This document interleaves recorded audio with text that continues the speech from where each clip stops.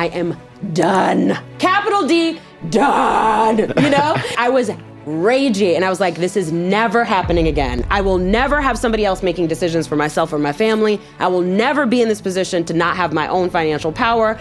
Done. I went and sat in my car and had a nice hot cry. And I just was a different person after that. I understand that I am a mother, you know, I am a grown-ass woman, and I need to get this fucking money. And I went and made some moves in my business. The first year, I made $1 million.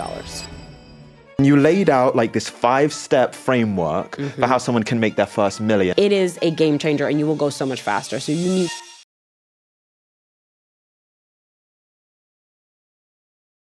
Okay, so before we get into the episode, as I was heading into the studio this morning, my editor let me know that 87% of you that watch the channel are not currently subscribed. And so I wanted to make a deal with just us, you and me. If you subscribe to the channel, we're going to take everything that we do here to the next level. That means scale the guests, scale the storytelling, scale the production, so that every week we bring you an elevated experience. You hit that subscribe button, we make this show better for you. Let's build this together.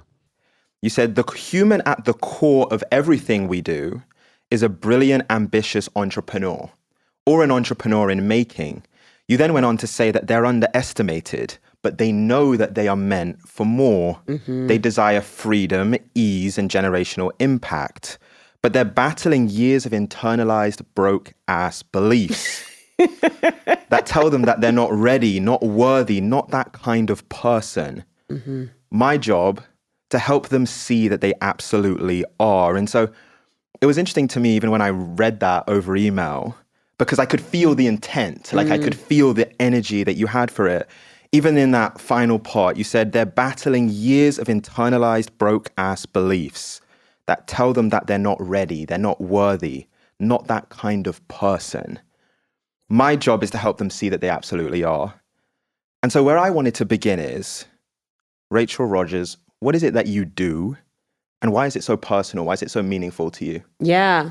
Well, what I do is help people who have been systemically marginalized build wealth in a nutshell. And I do that mainly through entrepreneurship, but in some other ways as well.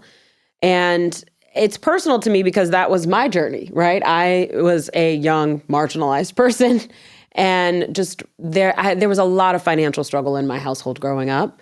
And I was just acutely aware that money made a huge difference in people's lives and well-beings and peace and health.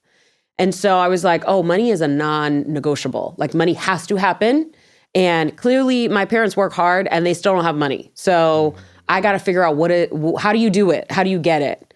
And why do some people have it and other people don't? Like, I was just really desperately interested in finding this solution to that. And I found it. And then once I found it, I wanted to tell everybody, you know, and I did tell everybody who would listen. And then a mentor said to me, you need to charge for this.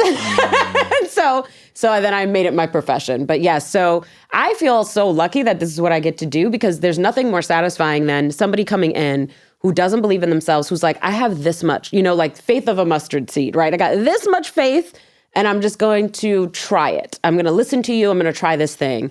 And they do it and they're like, holy crap, it actually works. And I'm like, yeah, it does. And then they start making money. And then to me, the most exciting thing is like the first set of money made, like that first $500, or it could be $10,000. It doesn't matter the amount, but that first moment where they're like, oh, I did something. It's not that I worked a job and somebody gave me a paycheck. I did something, and that one action led to somebody giving me money.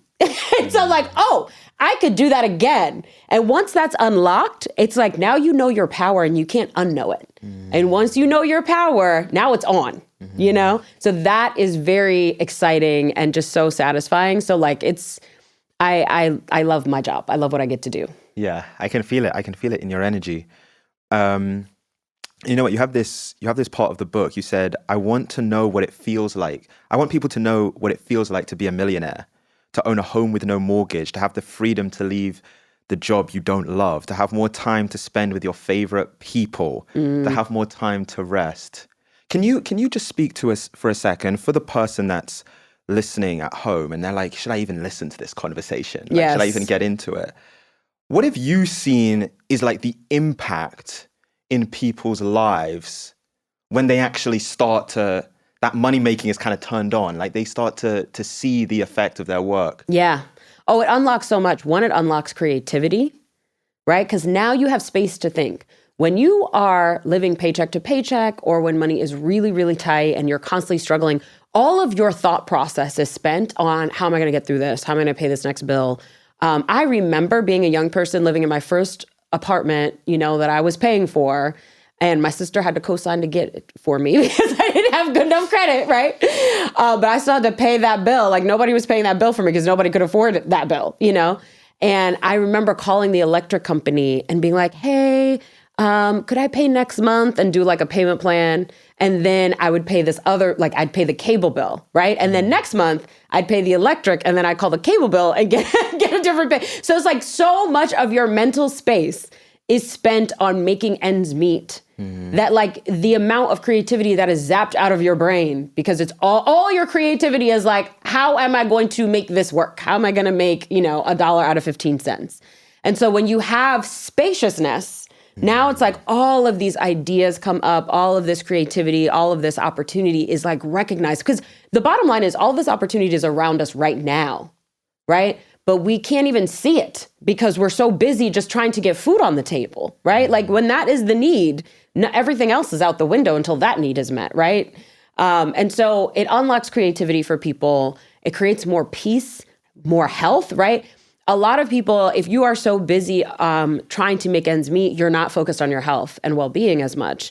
Now that's hopefully changing, in our culture, but I see it, and I saw it with my parents. My father had a lot of health issues because he was always doing a side hustle, in the winter, working in like freezing cold conditions, whatever he had to do to just, take care of his family. And so that cost him health-wise. And so just more space for your health, more space for your loved ones, more space and energy and time to devote to your relationships. Marriage is work. Being a parent is work. Good relationships, even if it's just your homie, right? Having good relationships, even with your dearest friends, there's effort involved. And when you have nothing left, you can't have the best relationships because you don't have enough effort to put into those relationships, right? Because you're just working so hard. So I think it opens up so much opportunity, possibility in life, and just like more joy, more peace, more play, and more tapping into your fullest potential when you're not constantly worried about money. It's interesting because we remember like this time last year we had a guest come on the show, and she referred to it as survival mode. Yes. Which is like this brain space, this mindset where you're just trying to make it to the next day, the next week, the next month. And to your point, it's like it seeps into every level of your thinking. Yes. And she even told a story of like she was driving her sister's car and the car broke down. And it's like the fear and the anxiety that instantly comes over you because you know that you can't really afford to fix it. Yes. And so everything becomes stressful. Yes. And so, you know what, I wanted to, because today speaking to you, you're the founder of Hello 7, the CEO of Hello 7, and you've made 7 figures, 8 figures. But you wrote this in your book. You said, it wasn't an easy road to get there. I grew up in Queens, New York, and my family struggled a lot. I was the kid at the grocery store with food stamps trying to make sure I didn't run into my friends. I'm sure everyone knew, but in my 10-year-old mind, I was hiding it so well. That last part, I was hiding it so well. You know what? We're going to get into the solution and how someone can make their first million this year. But before we do, I want to get into your story, especially like those early formative years. And so if I was like a fly on the wall in Queens, New York at that time when you were growing up, and I was just observing your life, what would I have seen? What was your relationship with money in those kind of early years? Yeah. Well, I think you would have seen me fighting with my sister. We lived in a 2-bedroom apartment, and the second bedroom was really small. Like the second bedroom would be like what people call an office now, And so we lived in like a nicer apartment that we actually owned. My family got to a place where they could buy a condo. Now, my life started with me living in a 1-bedroom apartment with my parents and my sister. I'm the youngest. And so me and my sister had the bedroom, and my parents slept on a pull-out couch. They pulled it out every night, right? So that's where we started. And then they worked hard, right? And working hard is not the only ingredient to building wealth. And in fact, it's not the most important one. And in fact, it guarantees nothing. So if you have hard work, but you don't have risk, that alone won't do it. And so that's why my parents worked hard, but they still struggled. So anyway, they got themselves to a place where they had, they were able to buy a condo. And so we had a nicer place to live. And then we used to go to Queen Central Mall every Saturday morning and go buy something there. Like, we had a good life. And then they both got laid off within months of each other. And we literally never recovered financially. And sadly, my father passed away shortly after that, et cetera, et cetera. And so we couldn't afford extracurricular activities. There was not, family vacations, like that kind of stuff, especially once they got laid off and then we were really struggling. We didn't have birthday parties and things like that, but we still celebrated life. We still enjoyed life. So it's not like we didn't. I mean, things got kind of acutely bad later, but I feel like we had a good family life when we were young. Yeah.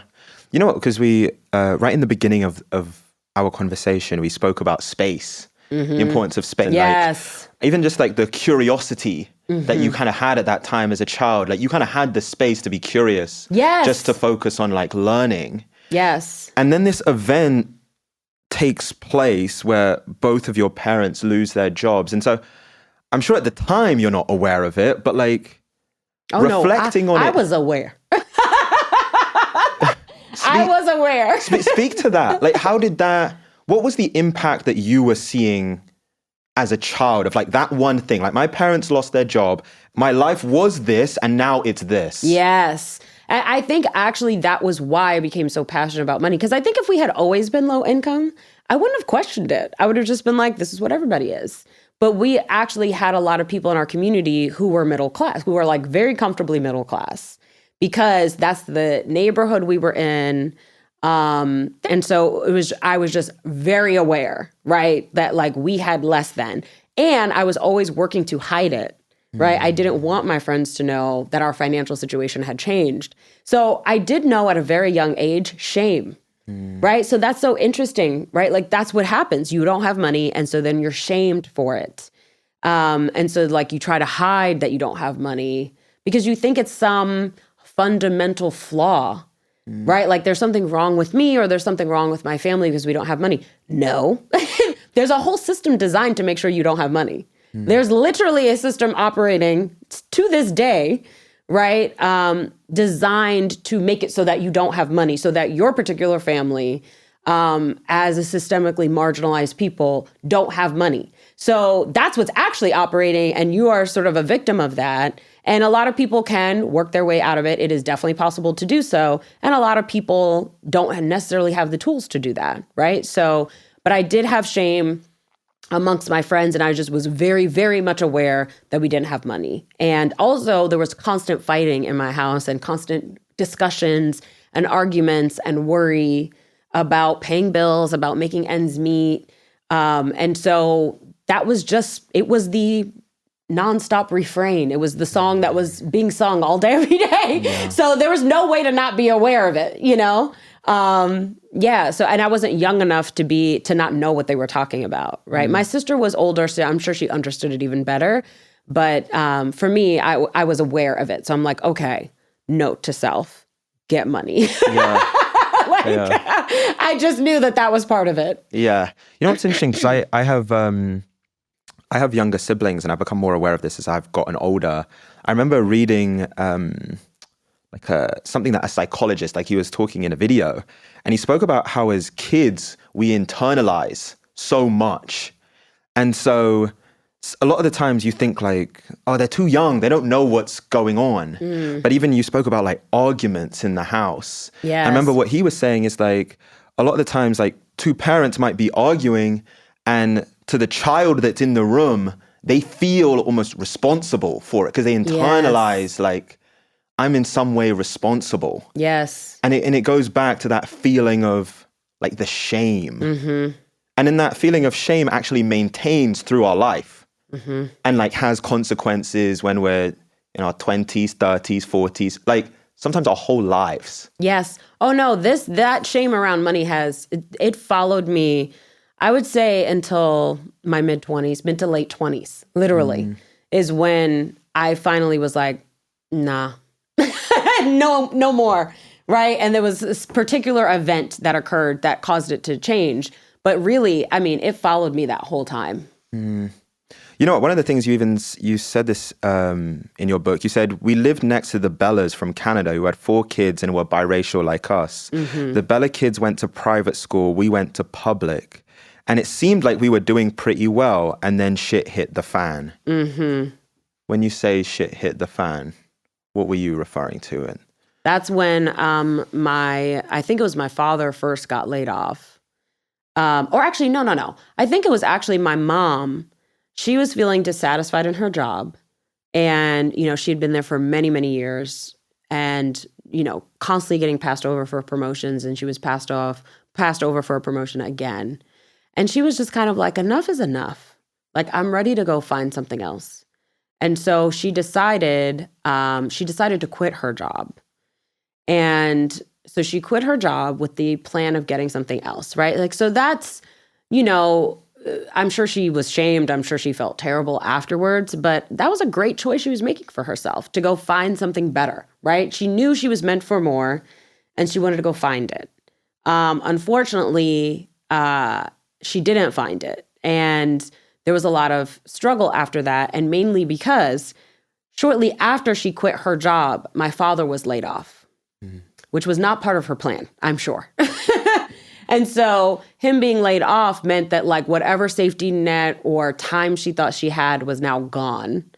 And so she immediately found a job that was nowhere near as good as the first one. They didn't pay her well. And she hated that job. And then she got laid off from that one, you know? And so it was just like, it was a bad economic time. And if you're somebody who is just kind of like, I've got admin skills to sell, I have, you know, security skills to sell, right? Like, you know, these are not high paying jobs, but they, you know, there was a time where they were plentiful, where you could, you know, negotiate a little bit and get a better version, right? With better benefits. And now this was like an economic downturn where that's not possible, or becoming less likely. And so, you know, she, I'm sure, regretted it because she wound up losing a very good job that, like, in hindsight, she now appreciated that job that was gone. But I understand exactly why she left, and I don't fault her for it.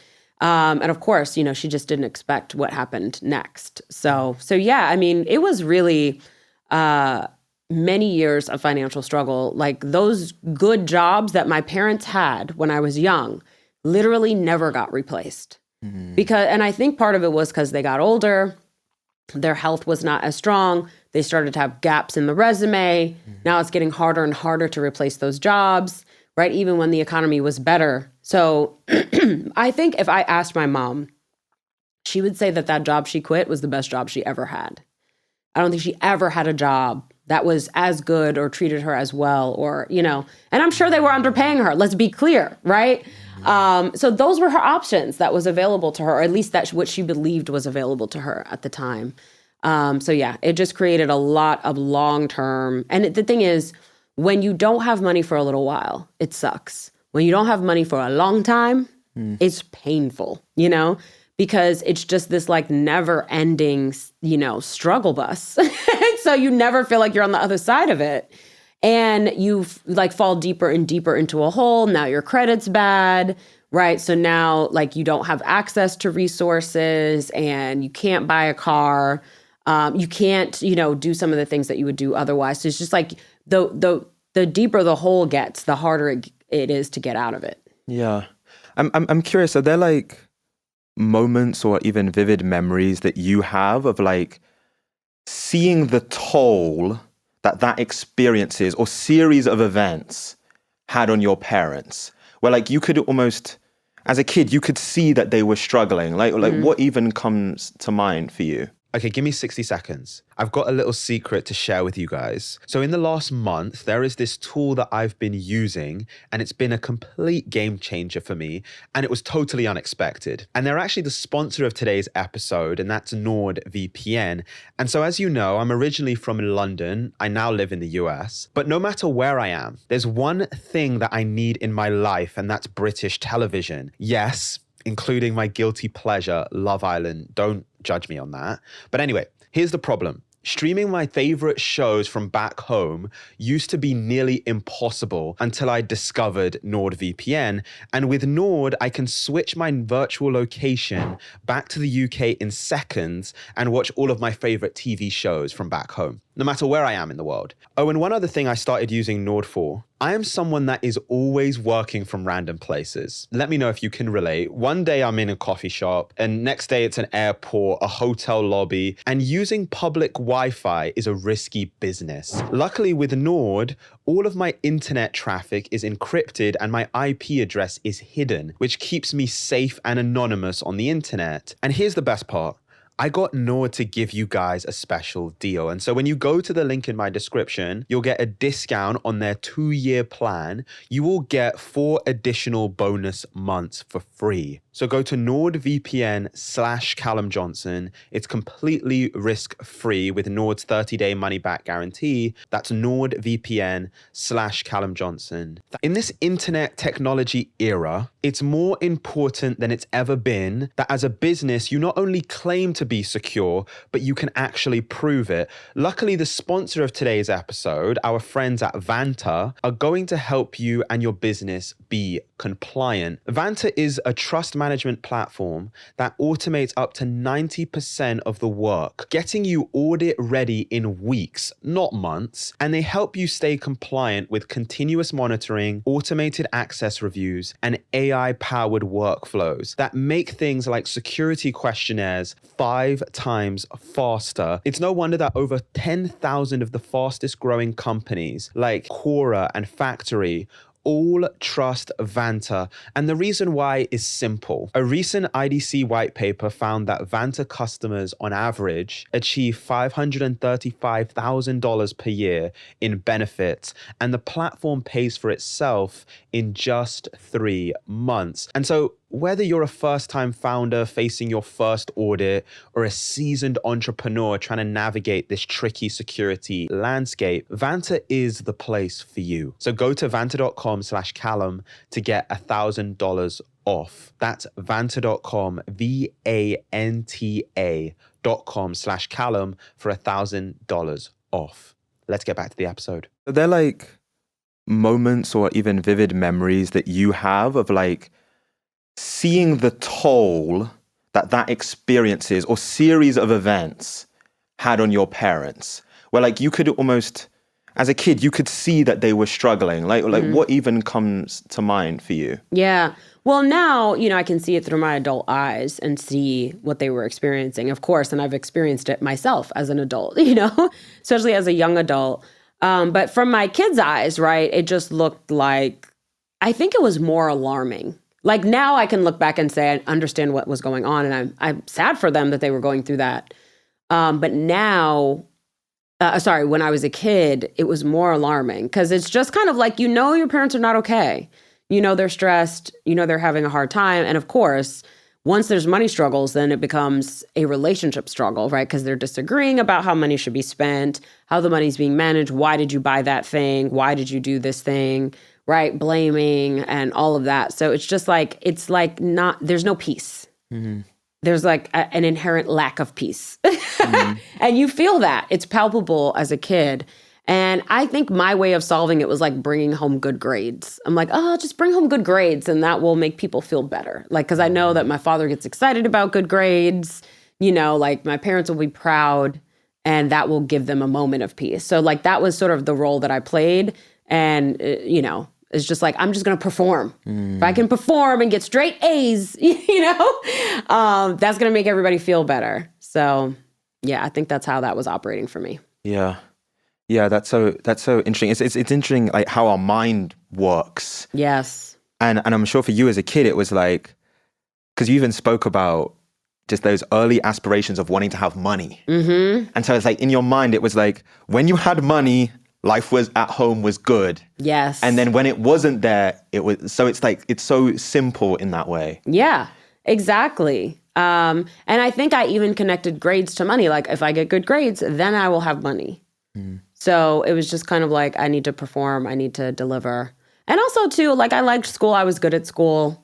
I enjoyed going to school. I was kind of a nerdy kid, so it worked for me, you know? When I read the book, there seemed like there was like this phase in your childhood, kind of teenage years, like a rebellious phase. Oh, yes. What prompted that? My father died. So my father passed away when I was 12 years old. I was about to enter 7th grade. And it was shocking because he had been in and out of the hospital.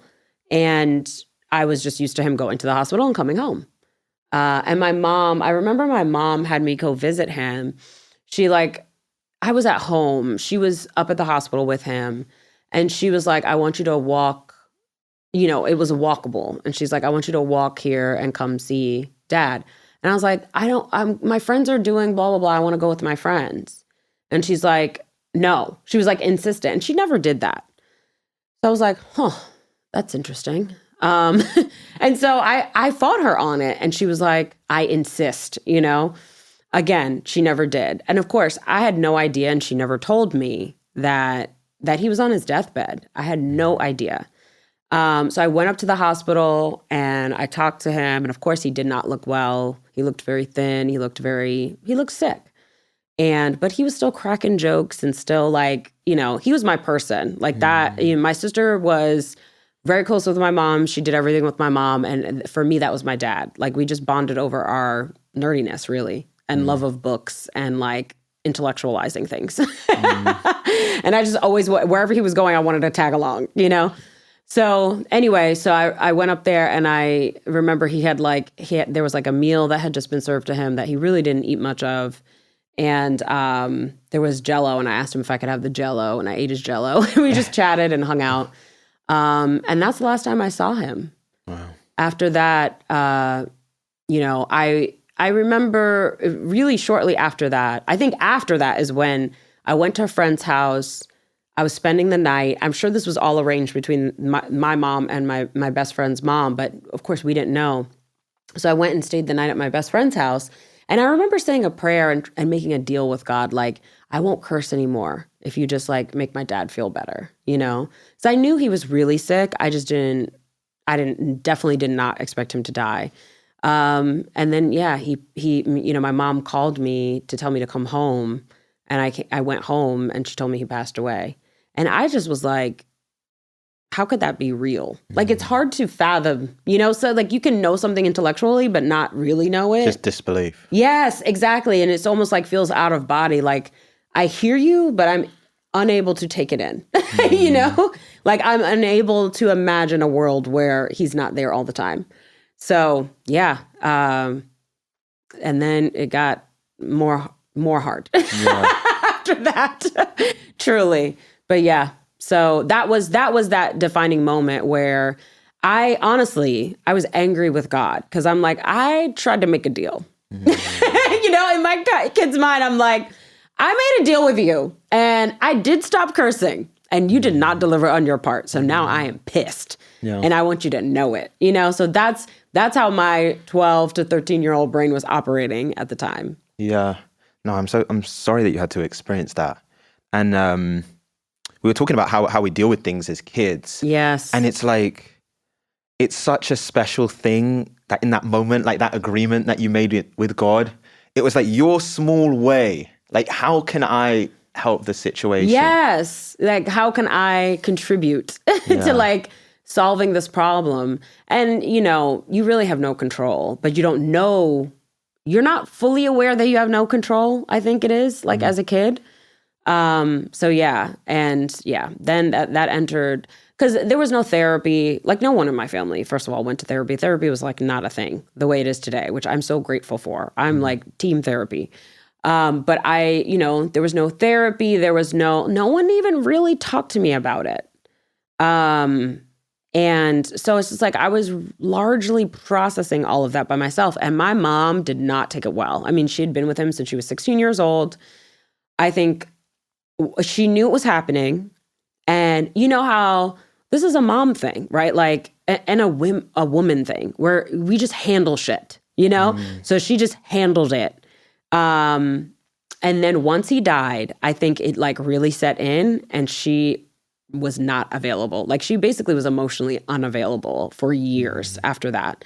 It's almost like she mentally checked out. She's like, one too many things, I'm done, you know? And it's like, of course, everybody has a limit. Everybody has a breaking point where like, I cannot handle any more bullshit. You know what I mean? Like, there has got to be an end to it at some point. Yeah. And so she was just like, yeah, nah, I'm done.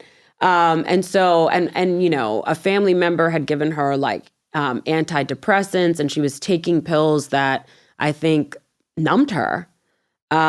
She was trying to numb, right? She was trying not to feel. So it was either like drinking or these, you know, prescribed pills. She was not abusing the pills as far as I know, but I know that like she just wasn't herself at all. And so now, you know, my father passed. She's not available emotionally and like checked out. And I know something's wrong, and I'm telling her something's wrong, and she's just not getting it. And then my sister was tasked with keeping the house together because my mom's not working and there's no money in the house. So my sister was a full-time college student and also working full-time at the same time. And so she was bringing home like most of the money. Like, there was some public assistance, and then she was bringing home the rest to like make ends meet. And so she would come home enraged. Like, she of course, she had her anger too about my father passing away. And then my mom would have just like laid around the house all day drinking. She would go out to bars with her friends and drink in the evening. And just like the house is a mess, laundry not done. I didn't know how to take care of a house. Like, I was the baby. My sister did chores. Like, I did chores occasionally, but my job was going to school and doing, you know what I mean? And so like, I was not good at like dishes and things like that. Yeah. You know, I guess I got to be the spoiled brat in some ways because my sister really took care of things. So yeah, basically the house is a mess, and she's just worked. She went to a full load of classes, got all her homework done, and then maybe had a short break, and then went to like an 8-hour shift in the evening. She worked at a very high-end salon on Fifth Avenue, like around very wealthy people, you know, all day long. That's who she was serving. And so she would come home and just be pissed at the state of the house, at my mom.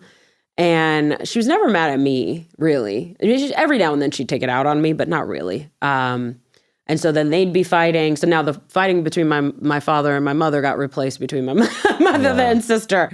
And so it was just kind of like, it wasn't a happy time. Yeah. But I had really good friends that lived down the street, and like my best friend and her family, and that was kind of a solace. Not that they didn't have their own problems too, but I was just down there all the time. I spent a lot of time with them. So like when, you know, my mom was home but just checked out, I would go over there for like attention, you know, for someone like paying attention. And it's not like I think they took care of me in their own ways, but just letting me be there. So I could be in an alive house. Yeah. It's like the whole house had this gray cloud on it. Yeah. There was no energy, no fun, no joy. So I just would go over there, and people be doing stuff and cracking jokes, and someone's cooking and stuff's going on. It almost felt back to like what you kind of were accustomed to before everything had happened. Exactly. So that's what I went over there for. And when they used to go to like Pennsylvania for a week here. I think her grandmother had a timeshare. So they'd go, whenever they went to the timeshare, I'd be devastated because they'd be gone for a week or two. And I'd be like, what am I going to do for 2 weeks? You know? So, yeah. You know, if this is in the book, you even said this. You said, my grief and sadness from my father's passing and my compassion for my mother turned into anger. I was angry at my mum for checking out. And I was angry at God for not saving my dad. And I was angry at my sister for not letting me borrow her clothes so I could look good. I'm still a teenager here, okay? I wanted to look cute. Now, what's she doing? You know what? Because you talk about the anger I just read it in the anger that you felt, in the anger that your sister felt. There was so much like anger in that household at that time. And I'm curious to understand, when you reflect on that now, like what came from that? What did that create, even in like kind of the next phase of your story? Like where did that anger, where did that energy go? Okay, quick pause. I want to take you guys behind the scenes for a second and share a tool that has dramatically improved my productivity. They're also sponsoring this episode, and that is Notion. And so I've spoken about Notion before in other videos. My team and my business is all run through Notion. And Notion is my digital HQ. It organizes all of my tasks, it tracks my habits, and it keeps my team in sync. And so I now understand all of the hype and why so many people swear by Notion. And so if you're someone that is sitting at home and you're listening to this and you feel disorganized, you feel stressed with your work and managing timelines and tasks, Notion is going to be for you. And it's not just me saying this. Over 50% of Fortune 500 companies use Notion. And so if you want to join us and try Notion for free, go to the link in my description. That's notion.com/Callum Johnson. And when you use that link, not only are you helping yourself and your productivity, you're actually directly supporting the show. So thank you so much, and let's get back to the video. Where did that anger, where did that energy go? Well, one of the things that I had learned to keep the peace in the house, like getting the good grades and all that, that was my good girl, right? And so some of us are very committed to being a good girl, being a good boy, right? Like performing for our parents and, delivering what we know they want. But we all got an inner baddie. You know what I mean? Like we all got we want to break bad at some point, right? We want to do something that's not expected. We want to do something that's not good, And that's where that was me breaking bad, at that age. So I was just like, I'm going to hang out with my friends. I'm going to defy. My mother told me not to go here. I'm going anyway. I'm like drinking in the park, and then throwing up shortly thereafter because that's an idiot thing to do as a teenager. Yeah. But yeah, I just started hanging out and doing what I wanted. And I got into some fights too. Speaking to you now, I can't imagine I know. Listen, yeah. So I also was I just was not the type of person that, even if I was afraid, I would still stand up. I always stood up to bullies. And also, still to this day, it's just like a core part of my personality. Like, I don't allow bullies, to just do whatever they want. And so even as a kid, I remember being like, I don't know, I was probably in elementary school. So this is probably maybe 5th or 6th grade, something like that. And I saw these kids, there was these guys that would bully some of the other kids. And so I feel like they were wearing ski masks or something, which is also scary, right? That's what it makes you think of somebody robbing someone. Well, that's what they were doing. They would push kids up against the wall and be like, give me your backpack, And literally crowds of kids would be walking home from school. There's no parents because everybody walked themselves to and from school without parents. And so there's no adults around. And, they're pushing this kid up against the wall and saying, give me your backpack. And other kids are walking by watching this and not doing anything. And I was just incensed by that. I'm like, we're not going to do nothing about this. We just going to let this. And there was I remember there was a girl that I knew and she was a pretty big girl. And I was like, girl, you the size of them. You're not going to stand. You're the tallest one out of our crew. You're not going to stand up to them. And so I looked around hoping somebody else would do it and nobody did. So then I did. And, I got involved and was like, stop doing that. I was like, no, you can't do that. And I just made a scene and made some noise. And then other people started making some noise, right? And it's enough to get them to run away. Will it happen again? Probably. But, I'd have those moments where I'd stand up for somebody and I would just feel like I had to. And so I would do it. And then once I did it, I'm like, am I by myself? Are y'all gonna help me? What's happening now? Oh shit! You know what I mean? Now I gotta deliver. I hope they don't punch me. So that was just part of who I was, that standing up to bullies, not tolerating. I don't know, just nonsense. And so Yeah. I love that thing of You've always stood up to bullies. And you even said something, you said, sometimes you have to make some noise. I think that there's a lesson in that. Sometimes you have to make some noise. You know what? I want to, the interesting thing actually, when we start to go into kind of like the earlier moments in your career, is that you didn't start out as an entrepreneur. And so we're going to get into, for the person that wants to build a business, how they can make their first million this year. But before we do, at one point you're earning $41,000 as a law clerk. Like, talk me through that pathway. Because seeing you now, it's like hard to even imagine you not being an entrepreneur. But at that point you weren't. Right. How did that come about? And that's the beauty, right? Like, we can choose what our identity is, right? We could create whatever we want. And so I did not have the identity of an entrepreneur. I wasn't even interested in business, right? If somebody's like I went to law school, I didn't study business, I didn't study intellectual property, I didn't study any of the things that you're supposed to study if you want to go into like corporate law or business or whatever. I'm like, I couldn't be less interested. I studied criminal law, family law, mediation, alternative dispute resolution, like all kinds of things, everything but business and IP. And of course, that's what I go into, so we can always reinvent ourselves. But yeah, I think the pathway is always about money. And anyway, I had decided when I was really young that I was going to go to law school. And I had a moment during college where I was like, I don't know if this is right for me. And I explored all these different other options and researched all these different other options over months. And I was like, I'm going to change my major. I'm going to blah, blah, blah. And then after doing all that research, I was like, you know what? Why are you fighting it? It's like, it kept coming up that law school was the right next step. That even if I wanted to get into politics, if I wanted to get into social justice, if I wanted to work at, an international NGO, like a law degree would help me in any of those career paths. So it was just kind of like, girl, just do it. I was like, I was trying to avoid it because I was like, can I just be done with school?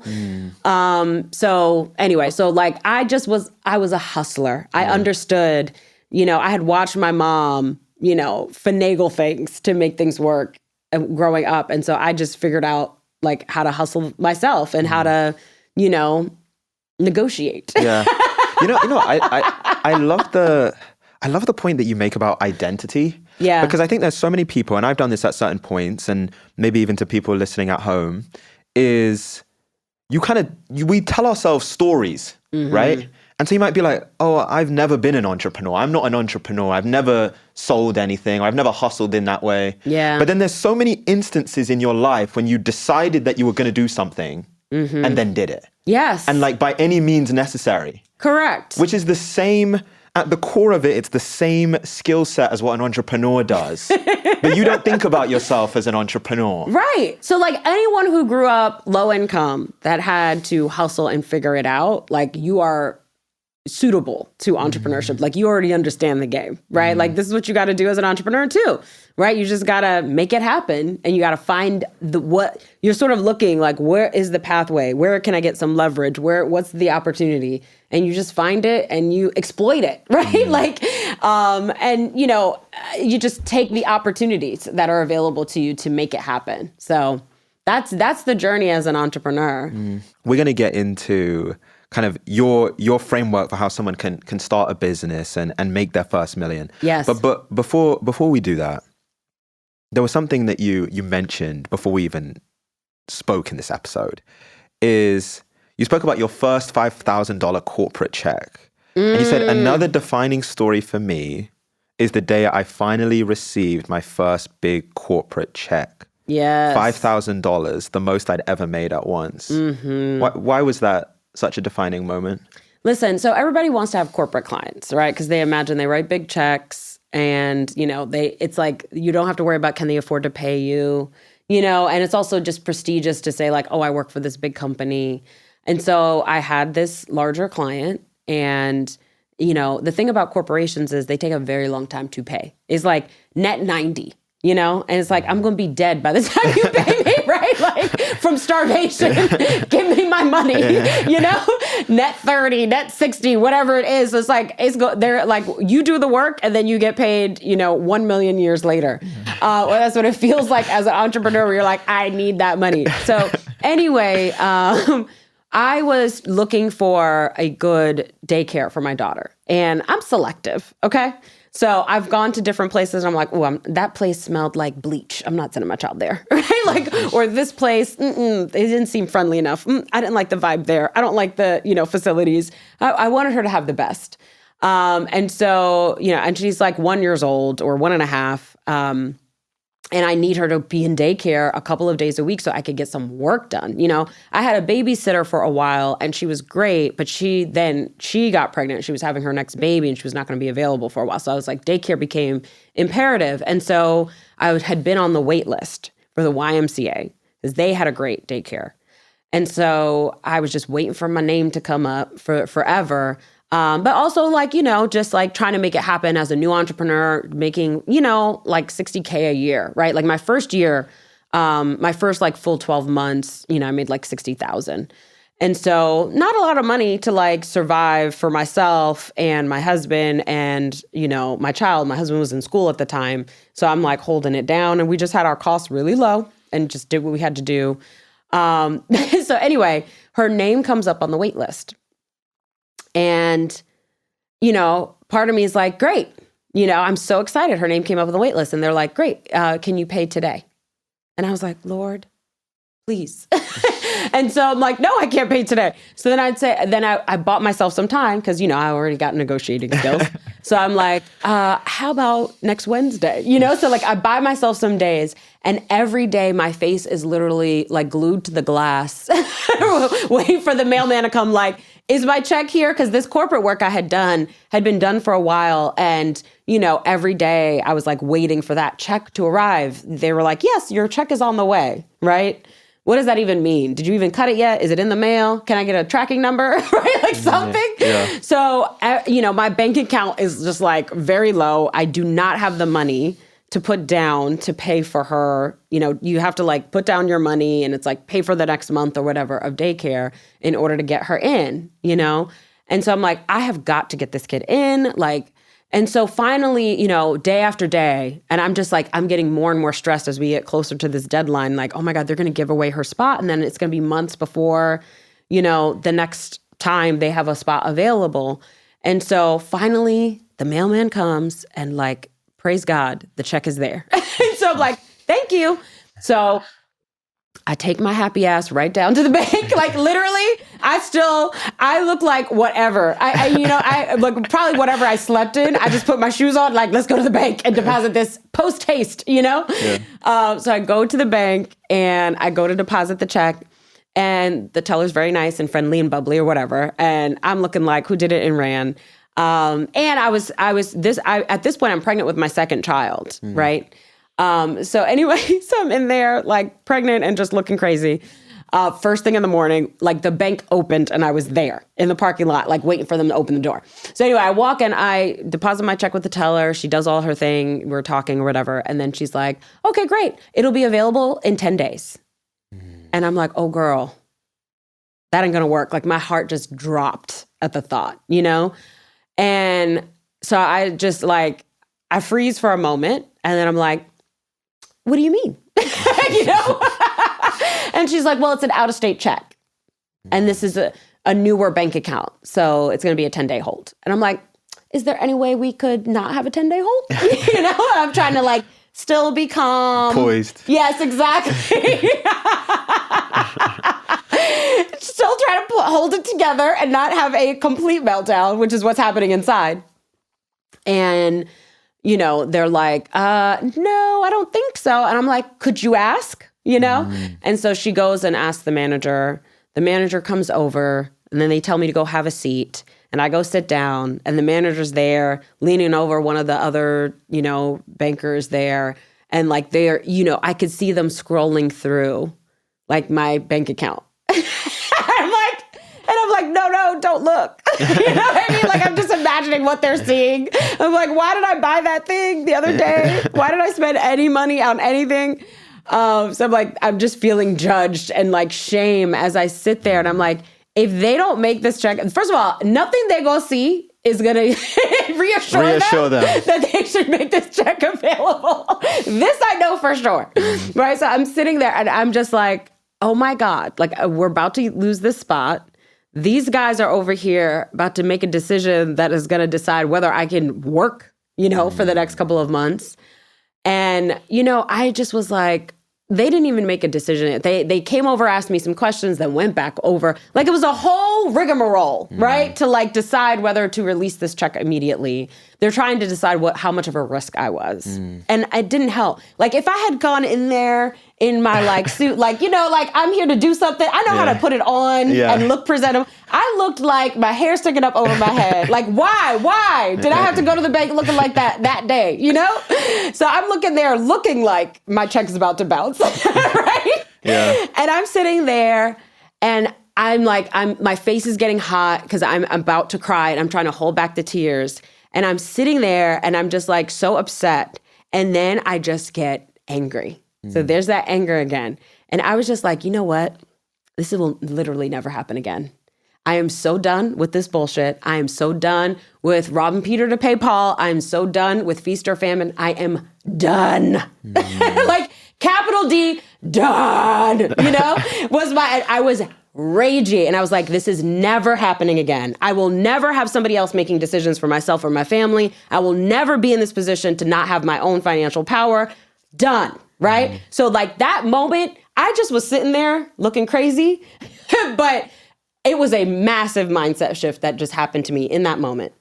And they come over to me and, luckily they did release the check. Of course, I did my finagling and my negotiation and whatever. And I explained to them that, I needed the money because my daughter came up for the YMCA and I told them the whole story. And, they did release the money right away. Thank God. And I was able to give them the money for the daycare. I left that bank. I went and sat in my car and had a nice hot cry. And I just was a different person after that. I was just like, yeah, nah. And I was like, it's on. No more, oh, I'm shy. No more, oh, I don't want to tell you my price. No more, I'm afraid to ask for the sale. That shit is over, okay? I understand that I am a mother. I am a grown-ass woman and I need to get this fucking money, right? Like I got bills to pay, I got shit to do, and no one is coming to save me. No one feels sorry for me. These are my own choices that have got me here, and my own choice is about to change the game. And it did. And I left that bank and I went and made some moves in my business, and I had a $300,000 year. Yeah. And it was on from there. Yeah. You know what? You even said, that day lit a fire in me. Yes. And I went home, I doubled down on my business, and I grew my revenue from 60,000 to 300,000 that year. Correct. You remember when you made your first million? Yes, I do. I do remember. And I was 7 years into entrepreneurship. And the reason why it took me that long is because I was doing the wrong thing. I was practicing law and I loved working with entrepreneurs. I loved working with business owners. I loved bringing in clients. I liked managing my team. I loved business. And that's what I learned from running my law practice, that I loved business, that I was good at it. I hated actually doing the legal work. Because the legal work was not suited to my skill. My skill set is like influencing, like being out in the world, talking to people, teaching. Connecting with people. Yes. And then strategy, right? Those are my two gifts. And the strategy was there for law, but then I'd have to do the work and I'd just be sitting behind a computer and just like type in a contract. And I became good at it. And then I became very bored with it, And so it was like, I would procrastinate. I would be like, I'd have a deadline where you have to like submit something to this government agency by a certain time. And I would be submitting it at like 11:49 p.m. Yeah. You know what I mean? Like it was just, I was always procrastinating. And, I just discovered like, oh, this is because this is not what I'm here to do, So I made good money because that hot rage, right? Like I was like, nah, it's over. Like that struggle. And so I was good at making the money come in because I just let nothing else stop me from making the money come in. Like all those thoughts, whatever those thoughts were, gone, right? My child's well-being trumps all the bullshit stories in my head. That shit's over. Yeah. It is on, So that didn't stop me, but I just knew I wasn't suited to that. And I wound up really stumbling into business coaching because I was constantly giving my legal clients free business advice. And one of my mentors was like, yeah, you need to charge for that. And so I did, and I took on my first business coaching client, and I took on my first business coaching client, and I loved it. And discovered I was really good at it. Like in 6 months, she grew from 100,000 to, many hundreds of thousands. She probably like 5x'd her business in a 6-month period. And so she told the world because she was so happy.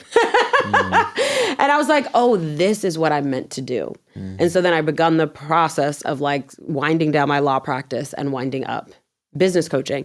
But my first full year in business coaching, by March, I knew I was going to make $1 million that year because I had that much in booked revenue in the first quarter.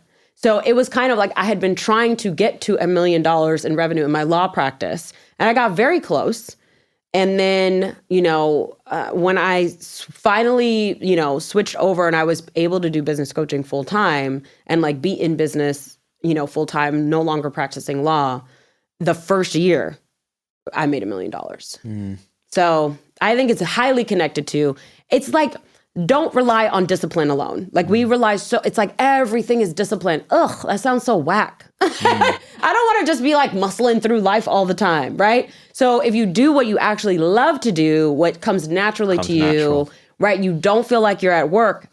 Of course you're going to make more money because you're going to do more of it, right? You're going to do it more often. You're going to talk about it nonstop. People are going to know what you do for a living. So it just becomes like butter. You know what I mean? There's flow there instead of like, I'm going to fight it till it's mine. You know what I mean? The flow. You know what? This is, I find this so exciting because I think about the person that at home that is in that moment that you were in, which is they're in that moment where, and we've all had this, there's certain like kind of almost like watershed moments in our life. Yes. Where it's almost like everything quiets down. I don't know if like the birds are tweeting or what it is, but you're like, I'm going to fundamentally be different from this day on. Yes. Like this experience was so unpleasant.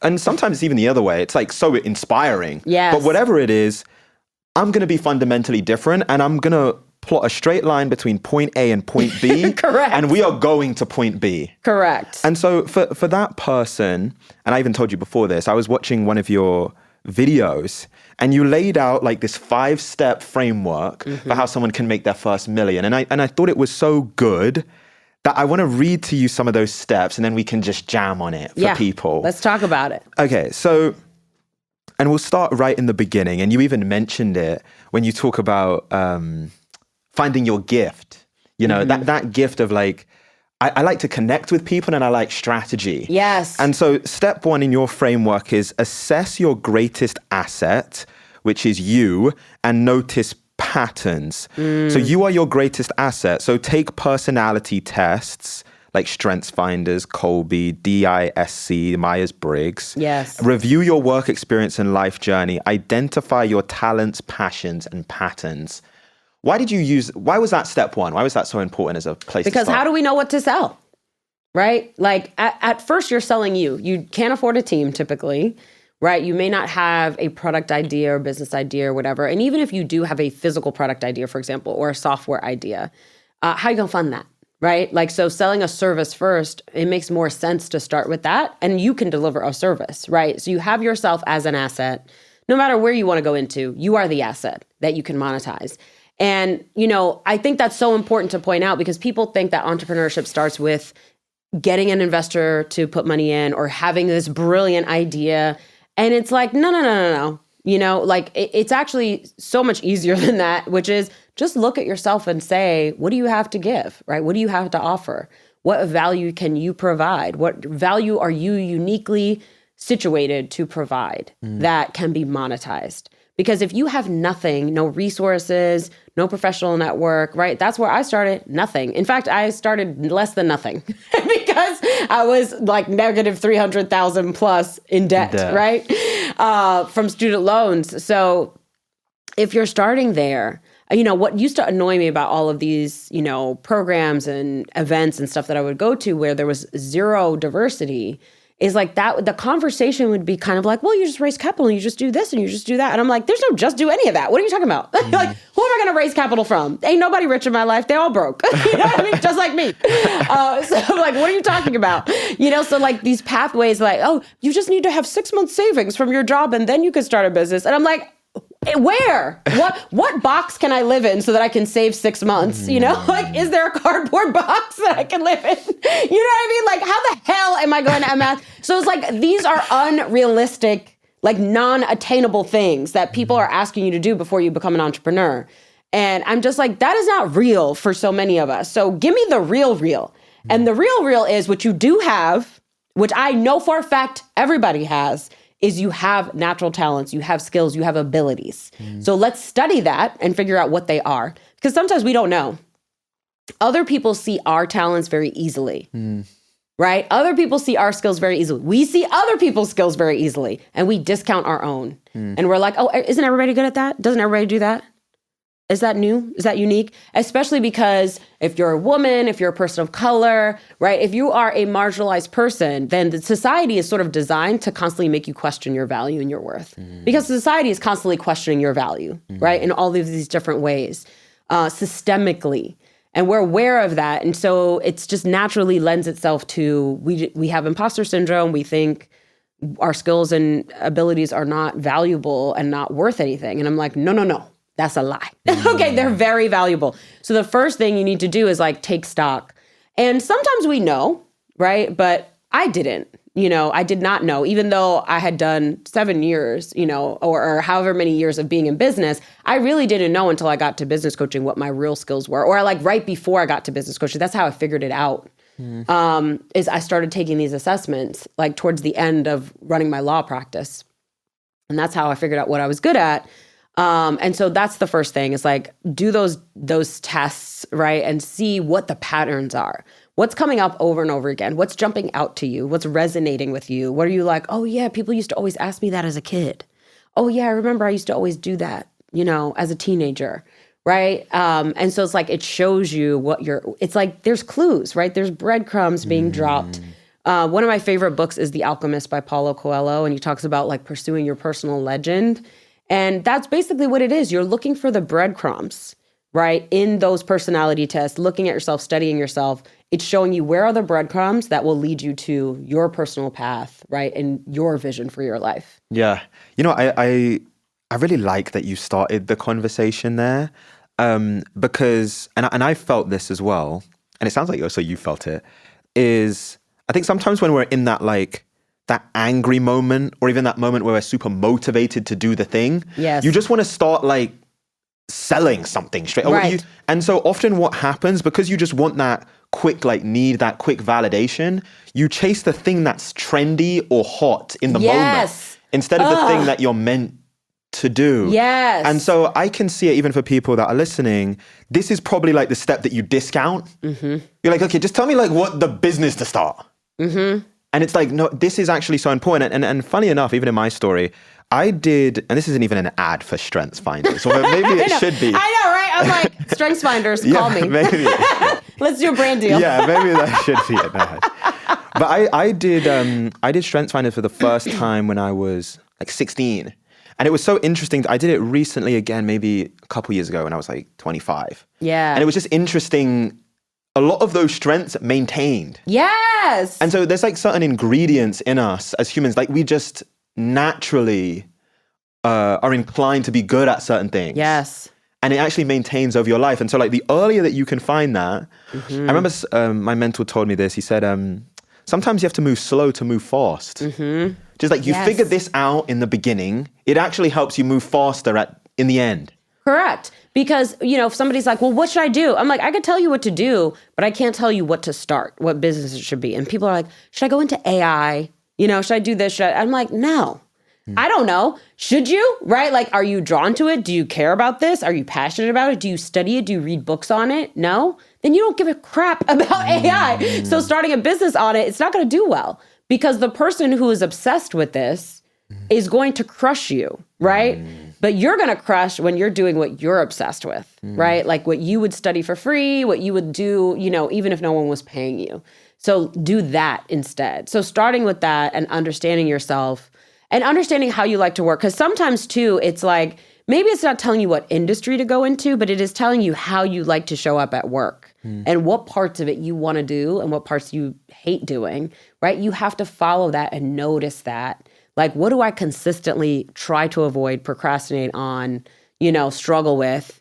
And then what do I always want to do instead? Like, I'm doing this over here, even though this is due right now and I'm supposed to be doing this, but I'm over here doing this, right? It's like the thing that you keep wanting to go back to. What if you just made that your whole business, right? Yeah. Like that would be so fun. And then you get to do work you love. Now, does that mean running the business, you never have to touch anything you don't enjoy? No. But now I'm there, right? Now that I have a team, I literally only do the parts that I'm great at. And my team literally doesn't allow me to touch the parts that I'm bad at, Yeah. Like I'm not allowed to touch our systems, especially not our tech systems. No, Rachel cannot touch that. Like I literally to the point that our systems director has removed my login from certain things.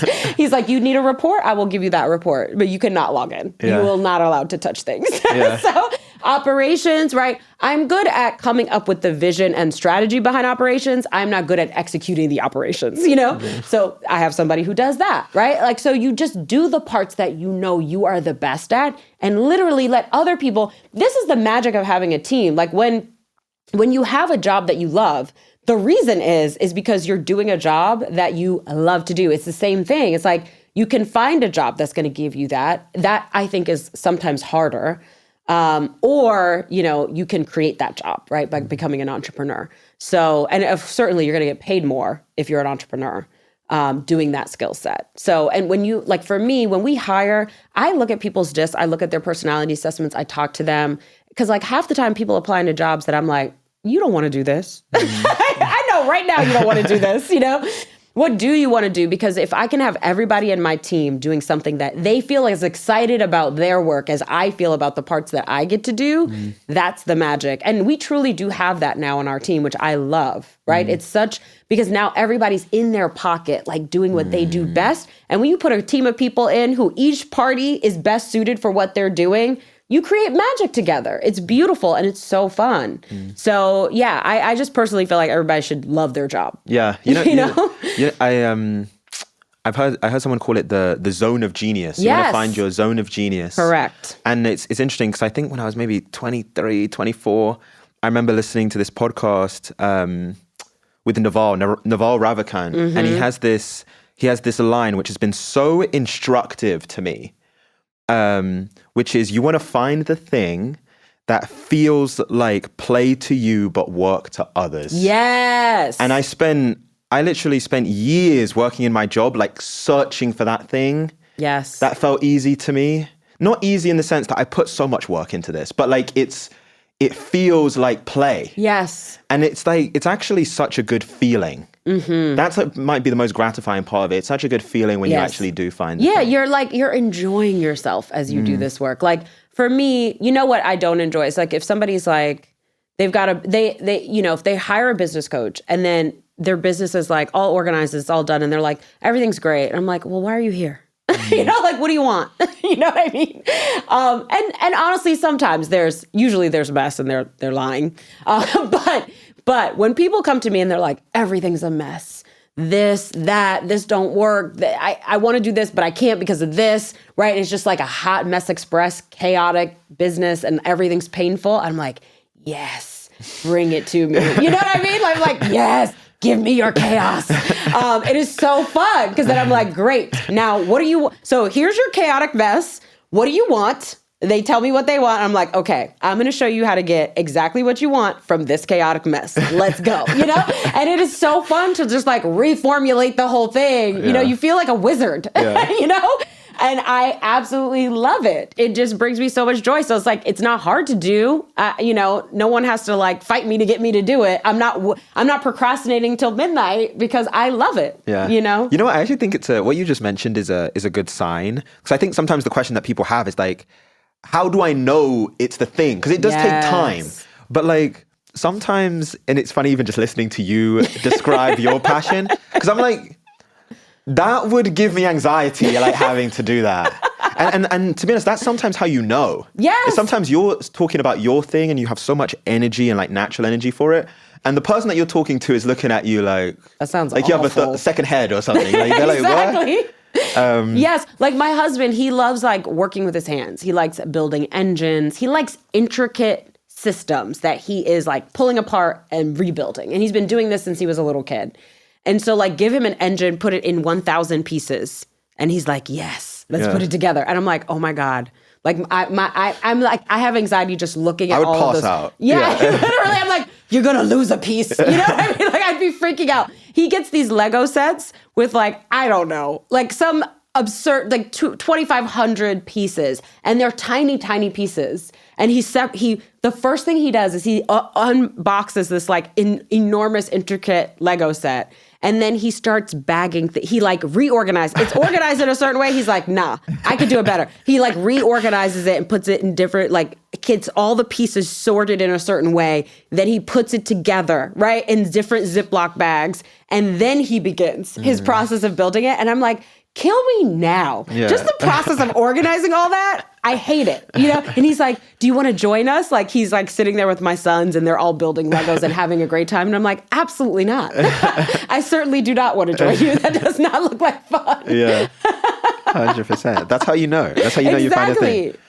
Okay, step 2, create your offer and define your ideal client. Yes. Create an offer, a product or service based on your unique skills and personality, not just what's trendy.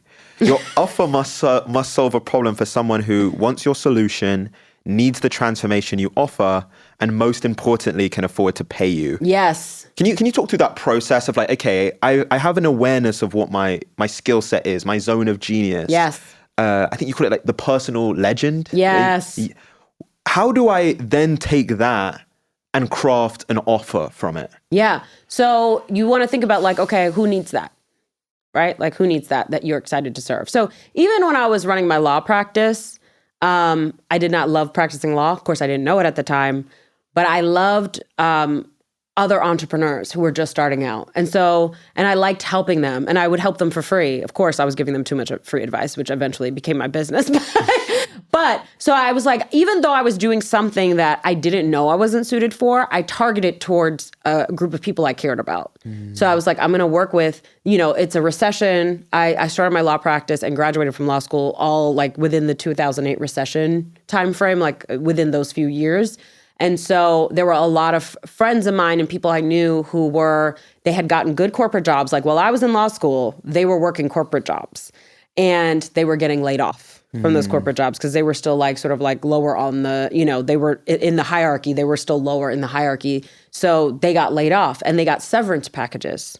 And so they're like, I'm going to use the severance package to start a business. And I was like, those are going to be my people. And so I chose like women and a lot of women of color who were leaving corporate jobs and had a severance package. They could afford to pay me. I liked working with them and helping them. And they wanted to become entrepreneurs. And I knew, they needed legal stuff, right, to set themselves up. And so I would help them. And that's who I targeted, right? So it's just like thinking about who do I care about? What do I care about? So it's like this skill set, who needs it, right? And who would be fun to work with? And some of it is trial and error. Like some of it you might try and be like, actually, that wasn't fun. Don't want to do that anymore, So you do have to do a little bit of testing in those early stages, but it's like, who are you going to do this for? So when I discovered business coaching is what I love, right? I had to think about who do I want to do it for, right? And I want to do it for all of those people who are ignored by most business coaches. Because back in the day, like now we have a wealth and diversity of business education, knowledge, content, coaches, It's all everywhere. the things, right? Yeah. Back then, when I was starting this, there were very few. No one was talking about how to make 7 figures. If anyone was making 7 figures, they definitely weren't telling you how to do it, right? There were very few women who were doing it, who were making that kind of money or sharing if they were, and very few people of color. And so that is who I wanted to serve. And that's who I was excited about serving because I wanted to put money in their pocket and I wanted to show them that they could, So I was basically saying like, okay, who needs this skill set that I have?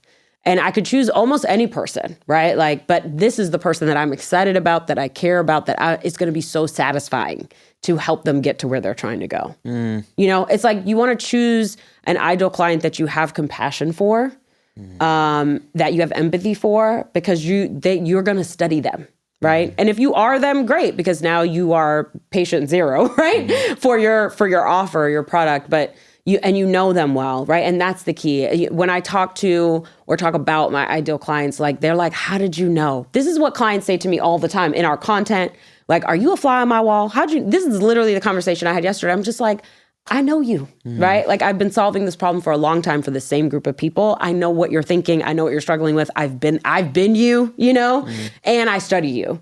So I know what this looks like. And so that's what's going to help you to be world-class at what you do, is when you are naturally gifted at it and you're serving a group of people that you have so much empathy for, you know them so well. No one can beat you. You're the best. Yeah. You know? I remember we had a conversation with Myron Golden a few weeks ago. And one of the things he said, which is so apt with what you just mentioned, he said, if you obsess over solving their problems, they will obsess over paying you. Correct. And it speaks exactly to what you were saying. And then a few weeks after that, I had, I call him like the godfather of marketing. I don't think he likes that. Seth Godin. Yes. And one of the things that he spoke about in our conversation was you want to identify your smallest viable market. And it was like something that I resonated with so deeply. Yes. Because before doing this show, I had like other businesses that I tried that were spectacular failures. And part of the reason was because I wanted everyone to use my product. Yes. Because when you're like in that moment where you want something to be successful, or like you want money, you have some outcome that you just want. Yes. You just like, if anyone willing to pay me, you'll take anyone. Correct. And it actually holds you back. For sure, because you care more about the outcome than you care about for yourself, than you care about the outcome for them. And so you need to choose someone that you naturally care about. That not that you have to work to care about. You know what I mean? Yeah. So we care about ourselves, right? We care about our own people, right? Like I think those are some of the things that help us. But yes, you have to choose. So for example, like, you know, I had a client who made like a particular type of like unbreakable, unspillable sippy cup, right? And so like that person, you could tell they have compassion for parents and moms especially, who like I literally had spills with my kids when they were really little, where like that spill just changed the trajectory of our day. You know what I mean? Like they spilled it all over themselves, all over me. We were on our way out the door. Now we're late. And I remember a particular time where literally I got one baby strapped to me. I got the other baby, you know, I that's going to go in the stroller, but I have to take the stroller down the steps first with the other baby strapped to me because I'm home alone managing two kids. And then like there's a spill and I literally went back in the house, sat down on the couch and cried. You know what I mean? Like, because that's how it's just like you're managing so much and it's so hard. So it's like just that one little thing can change your day. And so someone who gets that and who creates a product to solve that problem and has so much compassion for that, like, of course, you're going to feel it in the branding, in the marketing. You feel it in everything. In the design of the product, right? And so, like, you feel that care, and that feeling of care is actually what makes you want to pay money, right? When you feel taken care of and, you know, supported. When it's just kind of like, we've all been to stores where it's just like, what do you want? Oh, it's over there. Find it yourself. You know, like, you know, actually, no. I'm going to go somewhere else because I don't like your vibe. You know what I mean? Yeah. You're not in the mood to spend money because you're not feeling it. So I think that what I'm saying is instead of creating a business where you pretend to care, why don't you choose a business where you actually care? You know? And it's just so much easier. You know what I'm saying? Yeah. That you don't have to have pretend. You don't have to have the discipline of care. Like you just actually genuinely care. And then it makes it easier. Yeah, 100%. Okay, you know what? Just quickly, because you spoke about it takes some experimentation to even get to the offer. Yes. Can you just quickly cover, like, what does some of the experimentation look like? Yes. So it looks like, okay, let me sell an hour of my time doing this thing for one person and just test it, right? When people say, like, what do I need to do to become an entrepreneur? Sell something. That's what makes you an entrepreneur, selling. Legally. You legally become an entrepreneur, right? You legally become a sole proprietor the moment you are delivering something to someone and they pay you for that service or product or whatever it is, you are now a sole proprietor. You instantly have this business entity, right? So that's what get people to pay you so you can try it. And try not to sell things that are a year-long experience or that will just be a massive commitment for you to undertake. Do a small bite, right? What does it look like to sell an hour consult, right? Or to sell, one copywriting project, right? Like, or one, just one deliverable, right? Sell that one thing, experience delivering it, and see how it feels. Did you love it? Was it exciting? Was it fun? Did it suck? And you're like, oh, I never want to do that again. Like it's all information that you're taking in. Entrepreneurship, it's not just in the beginning. The entire experience is testing. I still am testing to this day. Let's try it and see what happens, right? Like, it's just like, it's all testing. So the sooner you start testing and you recognize like, this is what you're always going to be doing. Let's try this messaging and see if it works. Oh, they didn't like that. Let's try this messaging. Oh, that resonated. Great. Let's do more of that. Let's try these ads. Let's record 10 different ads and see which ones do well. Great. Get rid of all the ones that sucked. Keep running the ones that are good. That's what entrepreneurship is, constant trying things. Even when I hire people, I'm going to try you out for 90 days and you can try us out. And we're going to have check-ins every 30 days. And then at the end of the 90 days, we'll decide if this is working for both of us. And if it is, then you will become official team member. And this is what that looks like, benefits and all these other things. But in the first 90 days, we're trying it. Yeah. We have to popularize like experimentation, experiments. Yes. And it's funny because even before we started recording, you asked me, you're like, how did you start? Like, what made you start this? Like, how did you start? And I said it started as a 10 episode experiment. Yes. That's now like a 150 episode like it just kept going. And it's actually, I think sometimes in the beginning, and I've done this, we put too much pressure on ourselves to have the thing that we're going to do for the rest of our lives that's going to be the generational wealth for our families. Yes. It's like, no, just do an experiment. Right, just try it. Just do an experiment, and then if it feels right, or if you're just enjoying it and it's working, just go push it out a little bit further. Right. And it's like, before you know it, there's a 7-figure business there. Mm-hmm. But it wasn't this like super strategic, I knew it, and then, Yes, you just find your way there, right? By taking these steps, you're going to get yourself there, But I also think we have this thing where we don't want to make mistakes. And it's like, sorry. You want to make $1 million, you go make mistakes. Let me tell you that right now. Even on the other side of $1 million, you go make mistakes. So like, make mistakes. Get comfortable with mistakes, because mistakes are opportunities to learn. And if you're not making mistakes, it means you're not taking risks. If you're not taking risks, it means you're not building wealth. There is no wealth without a risk, period. So if there's no possibility to fail, then you are not taking a risk and you are not about to make a bunch of money. This I know for sure. Okay, I want to move on to step 3, price based on value, not time. Yes. Don't charge by the hour. Instead, charge based on the transformation you create and the value the result provides to the client. Correct. Everybody does hourly when they're starting. Like, oh, I charge $50 an hour, or I charge $100 an hour, or whatever it is. And I'm like, why is that the unit by which we value things? Because if you think about it, when you get better at something, you can do it in less time. So now you get paid less when you become better at it. I don't like that. That doesn't make sense. Why is that? That is not like the amount of time it takes me, right? Like I can solve complex business problems in 10 minutes. I do it all the time in group coaching calls where somebody comes up, they tell me their problem. I tell them what to do. They're like, oh my God, you just changed my life. I'm like, you're welcome. You know what I mean?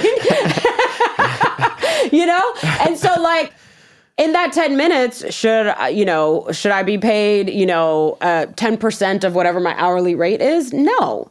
The value to that person is if that just unlocked, hundreds of thousands of dollars in revenue to them, I could be charging so much more, right? So like, that's what it is. It's like, understand, and this is again about your client. You're making it about your client, not some stupid like metric that somebody came up with, 200 years ago that you're continuing to use. So instead of doing that, you say, okay, what is the value of what I'm offering to my client? What's going to change about their life, right? What's going to change about their business? What's going to change about their health, right? What's going to change for them? And what is the value of that transformation to them? And once you understand that, then you can find a price that makes sense, that represents that value, right? And that lets you know how much you could. So if I'm going to coach someone, and this is what happened to me, I did a VIP day and I did it for $3,700. It was 8 hours of coaching. The person came in, they had like a business that was making like $95,000 a year. And she was selling like 2 or 3 different types of things. And she was like, I need to decide on an ideal client. I know I'm doing it wrong. And I need to take the time to fix it. So she spent the day with me. We reworked her entire business, her ideal client, set up her marketing, laid out the offer, created the whole plan, right? She left with like her exact step-by-step game plan, the new offer, all the things. She went and did exactly what I told her to do because she was an excellent student. Within 6 months, she had $1 million business. Actually less than that, I'm sorry. It was like 3 to 4 months, right? It took her that long to like execute all the things and launch the thing. And once she launched it, she got so many clients that she now had a $1 million run rate in her business. And I was like, never again. That was one of those other never again moments where I was like, I charged her $3,700 to 10x her revenue in mere months, right? That's a skill set that she now has forever, right? That she understands how to build $1 million business, which I'm so glad she has, right? And I'm just like, I could have been paid a whole lot more for that. How much was that worth to her? I could have easily charged $10,000, $25,000, $50,000, $100,000. I've had people pay me $100,000 to coach them because what they're getting is millions of dollars in exchange, right? So it's like, know the value that you provide so you understand the value you're providing, and then that way you are paid accordingly. And of course, you can always flex within the range to decide what you want to charge at any given time, but you need to know it, right? And knowing how you provide value to your client is so critical to your marketing. It's so critical to the function of the business, to your messaging. So knowing that not only helps you with your price, but everything. Yeah. Before we close out with the last couple of steps, I just think we're like just having such a real conversation, because it starts to almost come into like mindset and belief of like, I think we criminally undercharge for things that we're great at. Yes. And like, I've even had to have that conversation with myself sometimes, because I'm like, you like say the price and you're almost like, you're like hesitating. You're like, and it could even be, the price could even be bigger than what you say. Yes. But we criminally undercharge.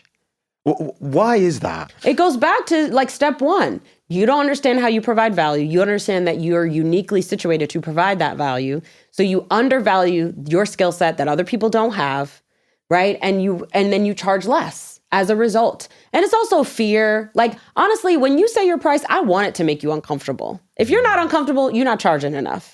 You're undercharging because you're trying to stay safe and you just want a yes. And it's like, if you get a quick yes, you undercharged, my friend. You need to be charging more, right? When you get a quick yes. It should not be quick. Okay? It should be like, let me think about it. There should be some hesitation. I want some waffling before you decide. That's how you know it's the right price, because they're like, oh, the value is there. Oh, but I kind of don't want to pay it. Oh, but I want the result. Okay, fine, I'm going to pay it, Yeah. And that's what you want. If they're like, done, right? You're like, oh, damn it. You know what I mean? I played myself. Yeah. And so like, you're the boss. You're in charge of your own money, right? You're in charge of your own raise and what you get paid. So pay yourself well. Don't, first of all, you went out into the world. You worked for employers that undervalued you. Then you started your own business and now you're undervaluing yourself. Make it make sense, right? Like, when are you going to be valued if you're not going to do it? Right? So you have to be the one to do it, even if it's scary and uncomfortable. Yes, it is scary and uncomfortable to be paid what you're worth for the first time in your life. Yeah. Correct. And to your point, people can only value you as much as you value yourself. So that will always be the limit. Yes. If you don't value it, it will always be the limit. Exactly. Like, I'm up here, meet me up here. Oh, you don't want to meet me up here? Cool. You can stay right where you at, because I'm not coming to meet you. I'm staying up here where I know my value lives. Right? And then guess what? When I'm up here believing in myself, all I'm going to do is energetically attract all the people who agree with me. But when we down here playing ourselves, we got like, I'm playing myself energy. We got like, I'm not taking risk energy. We got fear energy. That's not attracting our people. Yeah. That's not helping us. Yeah. It's like you have to tap into an abundance mindset. Yes. And I think you made such a good point, which is, so often it's because we just want the yes. We just want someone to say yes. Easy. It is not easy. Okay, if I pay you 50 cents, I'm like, what do I get for my 50 cents? I'm not just giving it to you. It doesn't matter if you charge $1 or you charge $1 million. I still want to know what I get for that. So you still have to do the sales part. You don't get to skip the sales conversation no matter what. So if you know that's going to happen anyway, you might as well be paid what you deserve to be paid. 100%. Okay, step 4, announce it to your network.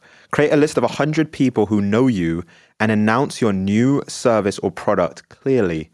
Ask them to either hire you or refer someone who needs what you offer. Yes. Okay, so what I find people do is they're like, I'm going to build this 17-step funnel, and I'm also going to create 1 million reels, and then after I do all that, then I'll get my first client. And I'm like, or let's just try something else.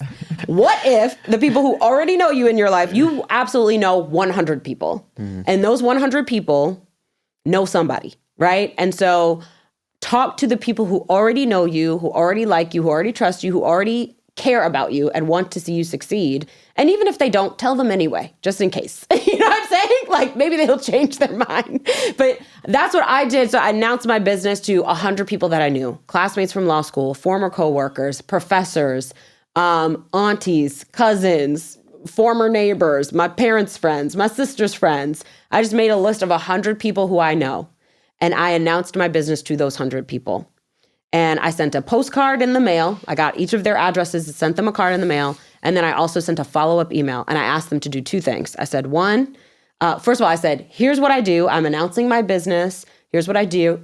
Here's who I do it for. And this is the problem I solve, right? And here's 2 ways that you can support me. 1, hire me. If you could use my services or my product or whatever it is, hire me. And 2, if you know anyone who could use my products or service, share this with them, right? And send them my way. So I either asked them to become a customer or send me a referral. And they did, right? So some of them became customers and some of them sent me a referral. But that's how I got my first 3 clients. And from those first 3 clients, then they started sending me clients. And, I started getting, and the other thing too is I started getting calls, support, yay, go Rachel, right? Like just that, like telling those people and them cheering for me, that just like, it was validating instead of staying in fear and hiding, which is what a lot of people do. Oh, I have a business. Oh yeah, who knows besides you? You know what I mean? Who knows besides you? Stop being the world's best kept secret. Like get yourself out there and tell the people you already know. Like come out as an entrepreneur, you know? And so you get your first couple of clients. They help to create some momentum. Sometimes they know somebody that could put you in a place where you have an opportunity. So these are the things that happen. So announce the business. I love the fact that you said momentum, because that's my big thing. I'm like, you need the instant momentum. Yes. And I think when I started companies in the past and they didn't work, it's because it all stayed in here. Yes. It like all stayed in my mind and everything. And then you kind of just don't feel passionate about it because you spend all this time agonizing. There's no result. Yes. I mean, here's what happens. When you put just constant effort in and like nothing's happening, your motivation is going to die. Yeah. Right? When you tell people who don't know you, you could tell a whole bunch of people who don't know you and they're like, meh. Right? And they don't even notice. Like they're so busy with the other 1 trillion pieces of content coming their way every day. But the people who know you, they know you well enough to care and to listen and to see what it is. And not everybody's going to be super supportive, but those who are, that's going to put that battery in your back that you need to keep going and take the next step. And giving you that referral, getting that first client from that gives you some motivation and some like, oh my God, it's working. Oh my God, I just got paid, right? And so you learn things from that and then you get the next set, right? And if you want to build your funnel too, cool, right? But the funnel and the reels and a lot of these things, it takes longer to get that first client from that. But the people who already know you, they're prepared to, like, they already trust you and they're going to hire you a lot faster, right? And also too, like, don't discount people. You'd be surprised who got a celebrity friend. You'd be surprised who cuts, whatever, such and such's hair, right? Like, oh, they came into the barbershop last week. Let me give your flyer to them, right? It's like, that's all it takes. So it's like, don't discount anybody in your life. You think, oh, because they're a cashier or because you don't know who they know. You tell everybody, right? And ask them to support you. And even if they do nothing else but just cheer you on, or the cashier, how many people is in front of them all day, every day? They get to chatting with somebody and they're like, oh, you know who you need to call? Let me give you this card, right? It's like, you never know. So don't discount and think the people in your network don't have networks of their own, because they do. Yeah. Two things that were on the point that you mentioned before we get into the final step. 2 things that were really helpful for me in starting things is, first of all, in the beginning, keeping it so simple. Yes. And I think for me, what that means is, even for someone listening right now, just getting out a sheet of paper and just starting to write down names of people that would be even like moderately interested in what you offer. Yes. And I find the act of actually doing it on a piece of paper, you start writing and you start coming up, oh yeah, but they do also know this person. And you start coming up, because a lot of the times in the beginning, we're like, oh, no one I know, none of my friends are going to want these services. Or whatever. Like you talk yourself out of the thing because of fear. And I find that just having a piece of paper and a pen, it's like, just keep writing names. Right. Create that list. And then the thing that I used to do as well is like, I feel like my motivation and like my inspiration and conviction was highest in the beginning of the week. Because I just had the most like mental energy. You're just getting, you're rested. Yeah. You took some time. And so I would send out, it would like, anything that it would be like a bit tough for me to send out, the beginning of the week, it all goes out. I love that. And you just do it and you just get, because you also get in a rhythm, right? Yes. After you've sent it to the fifth, the fifth person, it's like, okay, then the sixth, then the seventh, then the eighth, and you kind of get on a roll. Yeah. It's like, I agree. Beginning stage, I just think it's such a mental. It's a mental game. And that's why if you can tell your community and have them sending you supportive messages, it changes the game for you. You know, if you can join a community that you're an entrepreneurial community that you're a part of, that helps too. But like you need a squad. I always talk about it and I'm like, it's not one of these soft throw it away things. This is everything. Because my initial squad, they sent me referrals, they hired me themselves, they spoke my name in rooms full of opportunity. I got my first speaking gigs, because of someone I knew in my entrepreneurial community. Like it is a game changer and you will go so much faster. So you need people. Okay, step 5, start serving clients and grow. Begin working with the clients you attract, and from there, gain experience, refine your offer, increase your prices, and scale. Yes. So it's like once you get the ball rolling and you get those first couple clients, look back. Because first of all, once you have lots of clients, you have less time to review, to look at the data and to say, is this working? Should we shift? Is there a pivot necessary? Now, early days, you got time. So look at your marketing, look at where people are coming from, right? Look at these experiences that you're having. Notice when you finish an engagement, oh, what does this person need now? They need this new thing. Great. Maybe I should include that next time in the thing. So now it's not 2 different offers. It's just one continuous, right? Like, so you just keep noticing where there's opportunity and refining it and making it better and better as you work with more and more people. And then the other thing is make sure you get them testimonials, okay? Because people buy what other people like them buy. So the more you can, we all read reviews, okay? The vast majority, there's early adopters and those are the few. And then there's, the majority of the market where they're not going to buy until the early adopters buy and report back. Okay.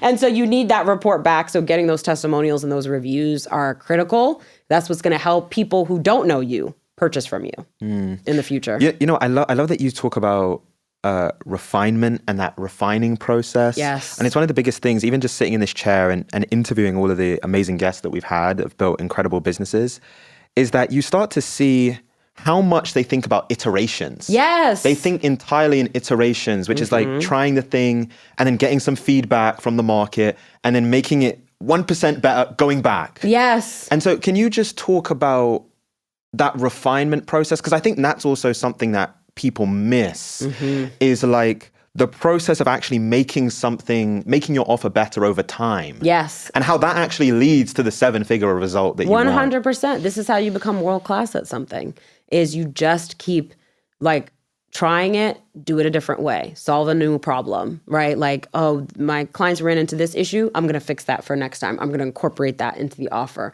right? You just keep tweaking.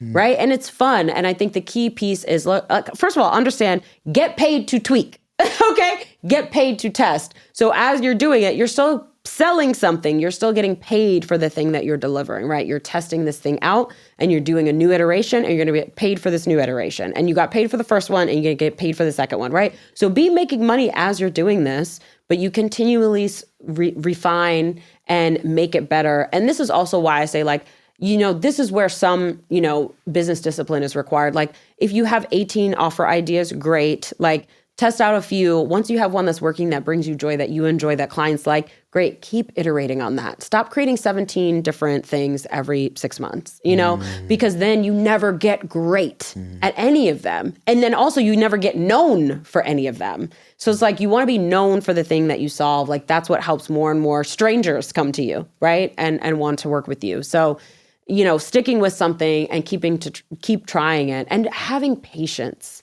right? Like having the patience to try something and just say, that version is not available to me now, but what we could do is add this. Okay, we make it a little bit better. Then we do that one. Okay, now we can add this other thing and we make it a little bit better. And just having the patience to go through that process. I mean, that's part of what makes you a successful entrepreneur. And I am an Aquarius, okay? I am the least patient person that anybody knows, okay? And I have learned it's entrepreneurial maturity. That over time, you get more and more mature, which means that you have the ability to wait.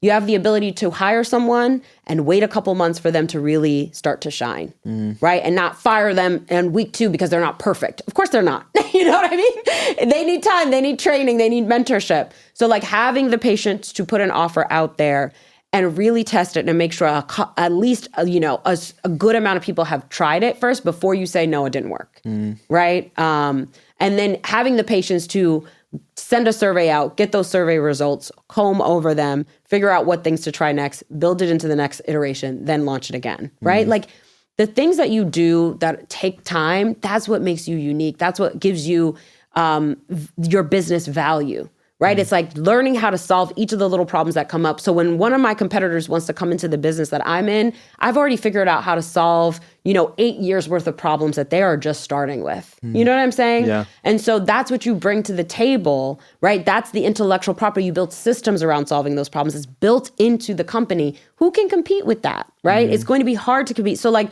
face the problems that come up in your business and address them, because that's what makes your business have value. Literally, that is what people will sell when they want to buy your company. They're buying the fact that you have solved all these problems that they would have to start from scratch. Yeah. You know what I'm saying? That's the intellectual property in the company. So face those problems, address them, and then keep growing and scaling. Yeah.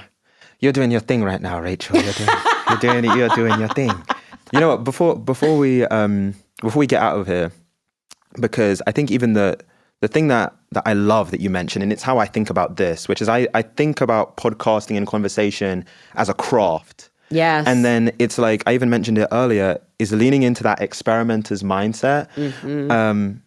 And sometimes you have to move slow to move fast. And so when you keep taking these iterations, it's like you become great. Yes. I heard someone say that. They said, mastery is not actually about 10,000 hours. It's about 10,000 iterations. Yes. And so as you get on this experience and you're becoming great at this thing that you do, you're slowly becoming one of one. Yes. But I can only get that experience with you. And then now you can set the price. And that's when you start to see kind of some of those just incredible outlier outcomes, is because you can set the price. Yes. The rarer you become, right? You're becoming rare. Why? Because you've been doing this for so long, and there's just less people who have been doing it as long as you, right? In this particular way.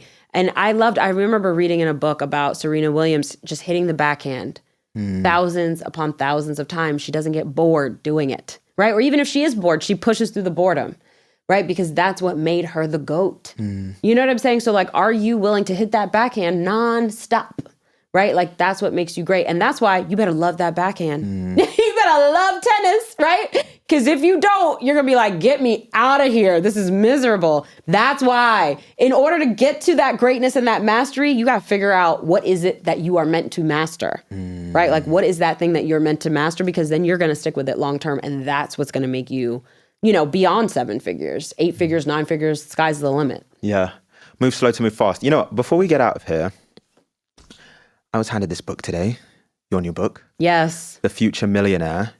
And so here's where I wanted to go before we finish, is we spoke about your childhood and kind of how you started. And in the beginning, there was actually these kind of happy years when your parents had jobs. And then once it changed, like everything went down in such a rapid way. Yes. And it was like even heartbreaking just to like hear it.